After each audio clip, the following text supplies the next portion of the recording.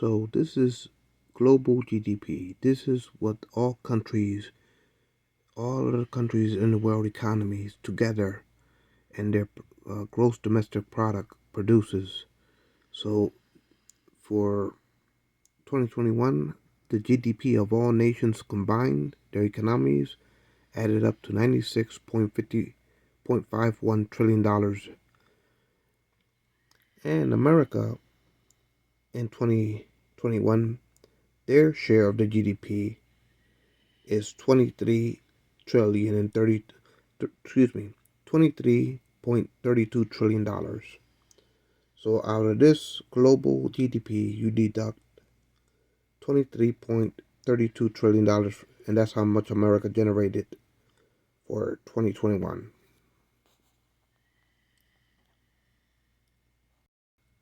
Now for 2022, the world generated a GDP combined of $104 trillion.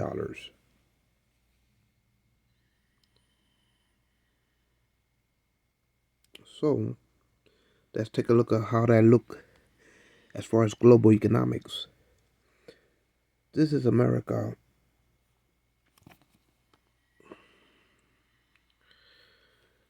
This is America's sector of global economics. In 2022, America generated $25.3 trillion. China generated $19.9 trillion. And then these other countries are way, way, way behind. So you see the trickle down economics from these two major global powers. So the rest of the countries of the world are inferior economies. Their currencies are inferior compared to purchasing power and production power of imports and exports of commerce. So let's take this section right here. Compared to the European Union, Germany 4.3 trillion in 2022, Britain 3.4 trillion, France 2.9 trillion. So compare these economies individually to America's economy. You see that disproportion in GDP.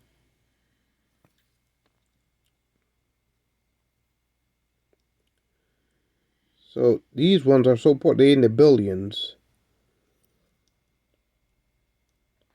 So you start to see, so that's panned out. That's panned out. Now, sorry for the blurriness and the quality of this video. I just couldn't. I needed a better way to explain. Okay, see Saudi Arabia, 1 trillion. See Iran, 1.7 trillion. And that's because of their oil production. But America keeps Saudi Arabia flunkied with OPEC plus one to do the bidding of America's petrodollar in the world. And so you start to see the trickle down economics of America's global economical order. And this is controlled with petrodollars. The whole economic order of the world is petrodollars. America keeps Europe, the European Union, at the whim of America's foreign affairs. And America flunkies OPEC plus one nations to do the bidding of America foreign policy when it comes to the petrodollar. So as long as America keeps the other OPEC members submissive and then flunkies Saudi Arabia to do the bidding of America's foreign affairs when it comes to the supply of gasoline, petrol throughout the world, America can keep the world enslaved through their fiats as America trades the world global oil markets pegged to the American greenback. And now the reason China is so big, because China compared to America, China was used as a sweatshop when Nixon released the gold standard and abolished it and just made America's fiats to to not be pegged on precious metals. They decided to do that because they needed a sweatshop consumption. America wanted to consume as much as possible. So Nixon reversed the gold standard and made China into America's sweatshops because Japan, South Korea was too small to supply America's never-ending greed for consumption cheap commodity goods of production that came from Asia. So America, after World War II, made Japan into a sweatshop, made Taiwan into a sweatshop, made South Korea into a sweatshop, and then around Nixon, because America was pegged with the gold standard, and that limited American purchasing power. So he erased the gold standard and gave America unlimited fiats because it's not pegged to nothing but thin air, as printing money out of thin air. And they decided to Nixon to make China into a sweatshop because China has 1.3, I think 1 point some odd, 1.3 something billion people that's populated in China. So America and Europe made these regions into the sweatshops for Western consumption and American consumption. And now they want to revert China back into a impoverished economy. Instead of China earning 19.9 trillion, they want China to earn more like 1 trillion, 2 trillion, 4 trillion. They want to devaluate the Chinese economy. And so America enslaves the world to the dependency of the world transportation systems of the vehicles throughout the world on gasoline because it gives America the leverage to use their currency as a hegemony power that keeps the world dependent on gasoline guzzler vehicles throughout the world. So in other words, the lifeblood of the world economy is the transportation systems of the world, the vehicles that drive through the roads and highways of our planet. They're all dependent on gasoline. And as long as America flunkies Saudi Arabia and subverts the rest of the OPEC members plus one, so as long as OPEC plus one is subverted by America, that means America stays with a hegemony of enslaving the world dependency on gasoline, keeping everybody shackled to the pump. And so you start to see the hegemony of America's petrodollar. And through Europe and America, they devaluate every other nation's currencies as inferior currencies when it comes to their GDPs. So when it comes to other nations' GDPs, including Europe, compared to America GDP, Europe is way poor. Compare this number to this numbers. Europe countries are way inferior. It's trickle-down economics as far as this world sole superpower. It's trickle-down economics not only to the rest of the 75% of the world population, but including to Europe's economies, because America is suffering from gluttony of greed with the petrodollar. So if you compare the Western Europe economies' GDP, their economies are way inferior when it comes to their purchasing power compared to the GDP of America. And the global GDP combined, which is 104 trillion, America takes a large chunk of that. Europe has to follow the whims of America's foreign affairs, foreign policies. And the IMF, the WTO, the Bank of Settlements, the SWIFT, they're all located in Europe. But Europe countries are way inferior with trickle-down economics of America petrodollar. So you start to see the hegemony of this world sole superpower and how Washington keeps the world beckoning to America's never-ending greed of political leverage and economic leverage, of a hegemony of a economical greenback super weapon of petrodollars that keeps the world inferior and shackled in perpetual poverty with trickle down economics from the American Treasury Department through the Federal Reserve. And then America has the balls, excuse my language, but they have the balls to sell American debt through the Treasury Department to these other countries.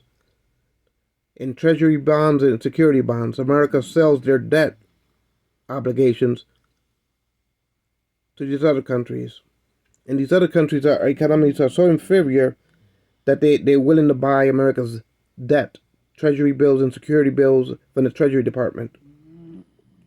And what happens when the petrodollar, when other nations have their currency pegged as their reserve currency to the greenback, so when other nations around the world has their currencies pegged to the greenback, anytime America has an inflation or a recession, these other nations that thought they had safe investments as pegging their currencies with the their economy's reserve currencies pegged to the petrodollar, they start to suffer. Their economy starts to suffer. So let's say when America suffers from a high inflation, these other nations that had their currencies at the world reserve currency of the greenback in their central banks, all their interests that were gained are wiped away. And now they find it hard to pay their national debts just because they had their currencies pegged as a reserve currency to the American greenback.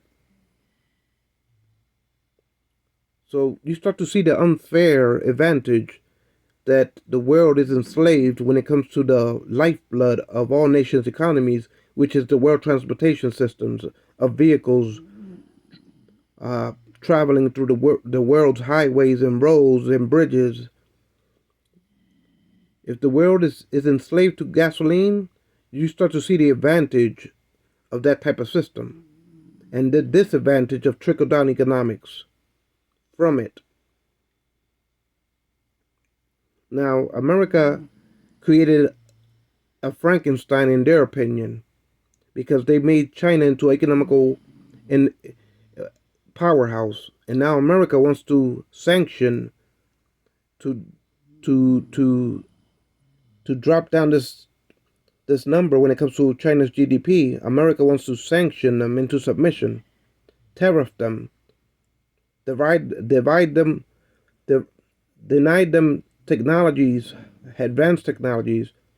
Now America realizes that China became a global economic power because America's population is 300 and some odd billion people live in America. 300 and some odd billion compared to America. Excuse me, I misspoke. 350 million. Around 350 million people live in America. 350 million. But China has 1.3 billion. So you start to see the disparity and how come China rose up so quick when it came to economics. Because they overpopulated and outproduced us with their labor capacity of their citizens. So China overnight became a powerhouse, economic powerhouse. And now America fears that they will be overtaken economically and militarily wise. So now America wants to cripple them at all costs. They want to drive China back into rice paddy fields and make China GDP more like 4.5. They want to knock this number of GDP way down. But America wants to keep on growing their GDP numbers, but at the expense of the rest of the world. America wants to keep on growing their GDP number, their yearly GDP production numbers, at the expense of the rest of the world. So that's why I believe that the world being enslaved to the dependency of gasoline, and America bipartisanly being complacent by being too greedy for their own good when it comes to controlling the world commerce, denying nations the ability to have clean, renewable energies because they want to keep the world enslaved to gasoline. They don't want the electric vehicles to take over the world. Like people like J. Donald Trump wants to keep it as business as usual, as a snake oil drifter, a con artist like Rockefeller's father. He wants to peddle gasoline throughout the world because you start to see the hegemony, advantageous positioning for America to enslave the world with gasoline. It's trickle down economics, and it makes America's currency a weapon because where America can devaluate any other nation's currencies. So America aligns itself with the European Union, even though their GDPs are way inferior compared to America's. But America dominates the European Union to use the European Union as a platform to host the World Trade Organization, the International Monetary Fund, the World Bank, the SWIFT, the Bank of Settlements. So America uses the European Union to do the bidding of the greenback dollar, petrodollar. And between the European Union and America, they evaluate the virtual purchasing power of these other nations, and they keep them inferior with their currencies. But look in Europe. It's trickle down economics. Look at Europe. Look how poor their GDPs are compared to America. So you start to see the greed of gluttony that this world sold superpower does when it keeps the rest of the world shackled to gasoline. They use it as a political foreign affairs. They can deny any nation through OPEC plus one because America controls the OPEC through Saudi Arabia. They flunky Saudi Arabia to do the bidding of the petrodollar. And the rest of the OPEC nations are demonized and subverted by America's foreign affairs. Venezuela, Iran, the African member states of OPEC, Russia, they're all made to be inferior by subversions of their nations when it comes to America's foreign policy. And they keep Saudi Arabia scared of America, and Saudi Arabia has to do the bidding of America's petrodollar. So like that, America can keep the world enslaved to the bidding of America's foreign affairs and their economies that America governs through the systems of the European Union, the International Monetary Fund, the World Bank, the Bank of Settlements, the SWIFT. All that is located in Europe because America uses Europe as an economical platform. So the European Union monitors on behalf of America the rest of the world's economies and it devaluates their currencies to not be able to compete with their European currencies, let alone the American currency. So, but like I said, look at the economies of Europe compared to America GDP. Look at their inferior GDPs. So even Europe is enslaved to have trickle down economics based on this petrodollar. Look at Europe. Compare their GDPs to America. So really, America has enslaved the whole world to be inferior economically by keeping them shackled and pegged to gasoline dependencies of their country's transportation systems. And the economic lifeblood of an economy is the transportation systems of a country, meaning their vehicles. And if they all shackled to be dependent on gasoline, and America pegs their currency to the world supply of gasoline, because America flunkies and enslaves the House of Saud while they subvert the other OPEC member nations by destroying their economies, keeping them submissive. America subverts the OPEC member states just to keep House of Saud doing the bidding of America's will. Because America doesn't want the House of Saud to devaluate themselves away from the petrodollar, the greenback. America wants to keep Saudi Arabia pegging OPEC plus one to America's greenback petrodollar.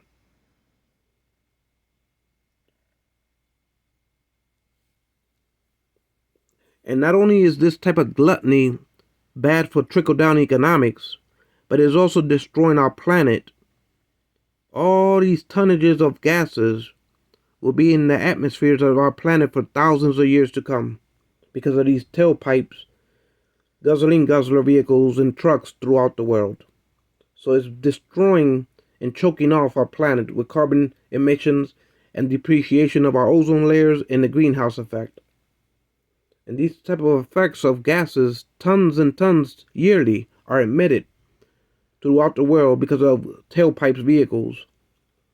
And these effects will be felt for thousands of years because these gases will stay in the 5 layers of our planet for thousands of years to come with unreversible effects on our planet formations.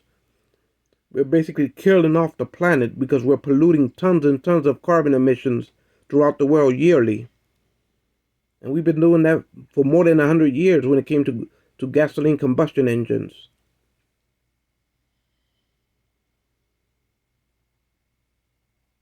So that's what's going wrong with America.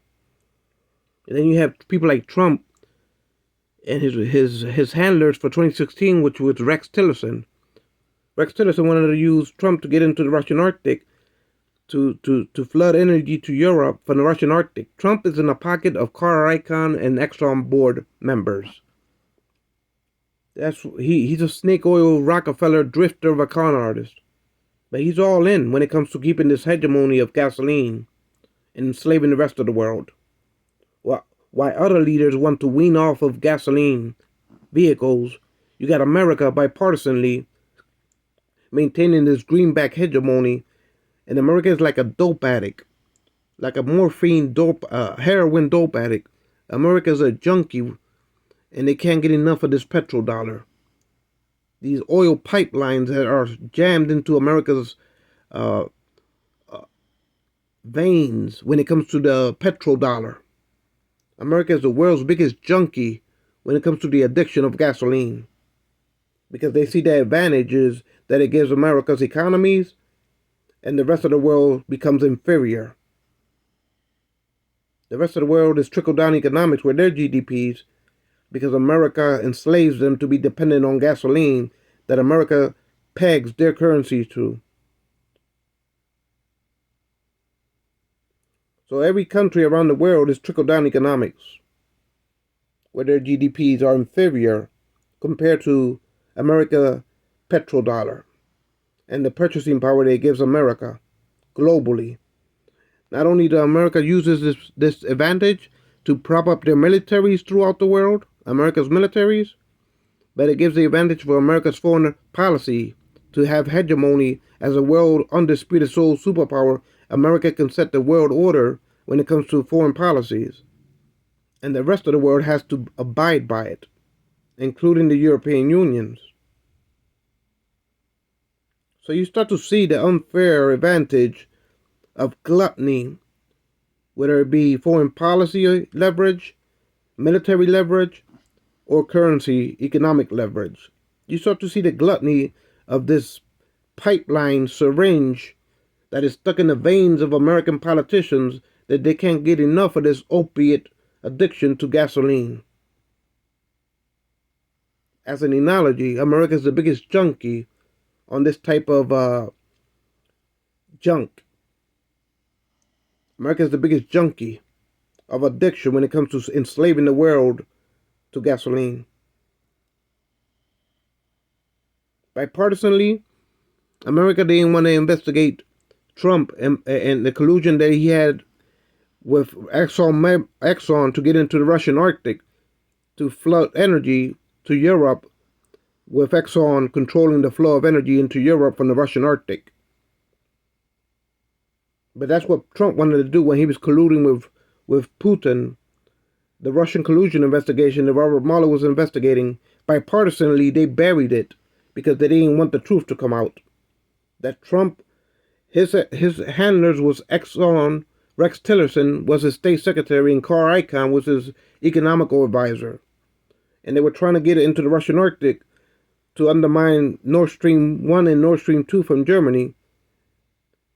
Trump and Exxon wanted to undermine Germany flooding Russian energy into Europe because Trump wanted to use Ukraine to flood joint venture deals of Exxon profiteering of Russian energy flowing into Europe. That was the true collusion between Trump and the Russian Arctic. But America's too hypocrites. They don't want to talk about the true issues when it came to the Trump collusion in the Russian Arctic for energy, while Trump was in office for 4 years. And Trump kept on saying, the world is raping us. The world is taking advantage of us. They're laughing at our stupid leaders. And it's time for me to take. And I'm going to take so much that my supporters are going to get tired of me taking. But I'm going to keep on taking. Germany, you're raping us. Pay your fair share. So he tariffed Germany auto industries. France, you're raping us with your cheese and wines. Pay up. He tariffed France. He undermined Britain being part of the European Union with Farage and caused Britain to break away from the European Union for the love of greed. He told Japan, if you don't pay up your fair share, we would abandon you in times of nuclear war. The same thing he said for South Korea and Taiwan.